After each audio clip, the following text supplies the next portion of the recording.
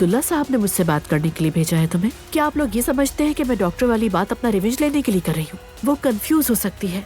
मैं अपनी बेटी नहीं खो सकती। हमें जिंदगी में हमेशा वैसे लोग नहीं मिलते जिनसे हम मुकम्मल इत्तेफाक करते हो। ठीक कहा। हम इस घर में एक छोटे से कुत्ते को जगह नहीं दे सके। तुम्हें ये एहसास नहीं हो रहा? तुम इस वक्त बहुत गुस्से में हो और तुम जो भी कह रही हो इसका अंदाजा नहीं है तुम्हें। तुम्हारी अम्मी मुझे मेल डॉक्टर के पास नहीं जाने देना चाहती। तुम इस बात को इतना इशू क्यों बना रही हो? हमने शादी क्यों की थी अजलान? क्यों? ऐसे मत बोलो जैसे मैं जबरदस्ती लेकर आया हूँ तुम्हें यहाँ। तुम पहले से ही जानती थी कि तुम्हें इसी घर में आना है। मेरी फैमिली ऐसी है और ऐसी ही रहेगी और तुम्हें ऐसे ही कबूल करना होगा। अम्मी, ये क्या कह रही हो? वो मर गया।